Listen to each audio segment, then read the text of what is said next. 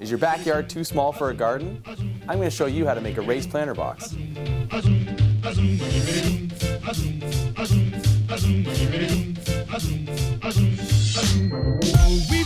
So here are the materials I used to build this garden box. The first thing I'm going to do is take my 4x4 8-foot long timber and I'm going to cut it to 3-foot lengths. These are going to be my legs.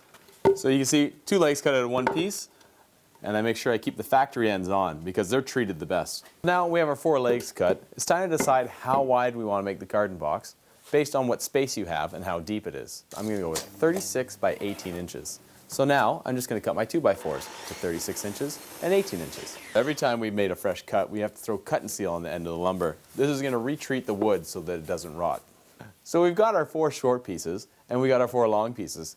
Now we'll screw them together to create a rectangular frame. So this is 1 frame. Now just repeat it and make 2. Our frame's built. It's just a matter of now installing the legs. So I'll do that using 2 3-inch screws on each face. 2 here and then 2 on this side.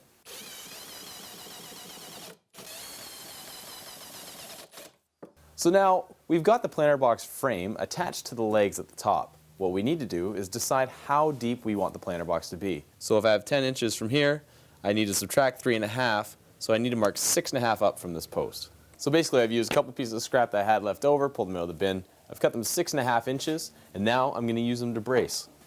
Simply I'm just going to take the frame, I'm going to drop it over the legs, slide it down so it lands on this piece and this piece in the corner. And then I'll tag it in place.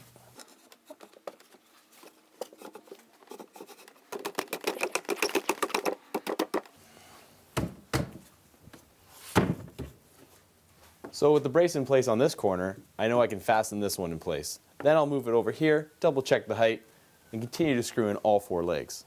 So if you find that your leg is wandering, sometimes these 4x4s have a little twist, a little cup, try using a clamp. If I put a clamp in place, pull it securely into the one side, and then I brace it from the other side. Now that it's secured with clamps, I can screw it together. So with the 2 screws in place, I now can release the clamps and just repeat on all 4 legs. Adding a shelf is really key to making this multifunctional. So with the garden box inverted, I've measured from the center of the legs, here, to the center of the legs here, and it works out perfect. I get the 60-inch piece and I can split it in half and make 2 30-inch rails.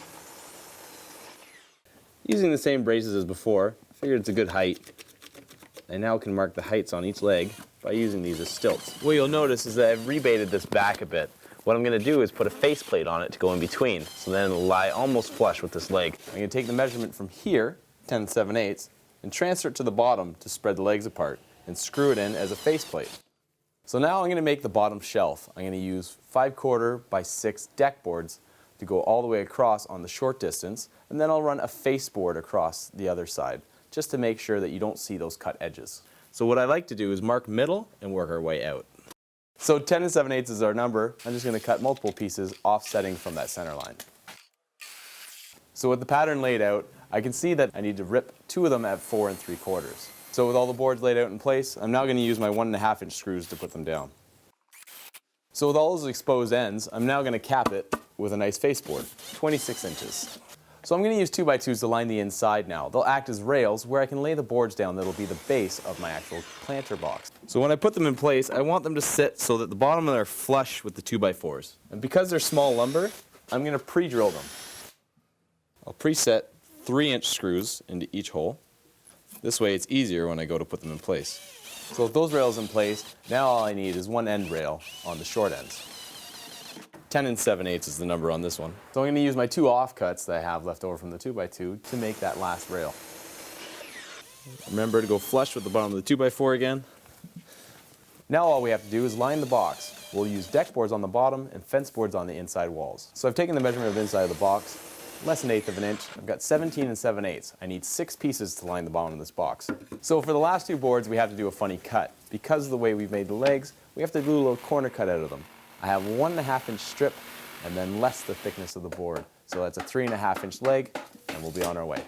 I'm using 2-inch deck screws to secure all the bottom.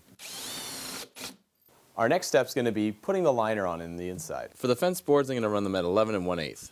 I want to create a symmetrical pattern on the side of the garden box. Doing that means the middle board needs to be in the middle. By marking center on the board, I transfer that center to the side of the rail. With it marked, I can now see how my pattern will lay with all the boards. And I know that at the end, the last board has a small overlap. By holding it against the side of the leg and the side of this board, I can go to the other side and mark up the face of it. And that will give me a score for where I need to go over to the table saw and rip it. I'll take 4 boards over to the saw, cut them at 4 3/4, and I'll have a perfect symmetrical pattern. Now I've ripped my pieces, it's just a matter of stapling them in place. The box is almost complete. All I want to do now is add a picture frame to the top of it. I'm going to use the deck boards to cap it off. 45-degree corners will make it look really nice. With all the pieces cut, I'm now just going to dry fit and assemble the top cap.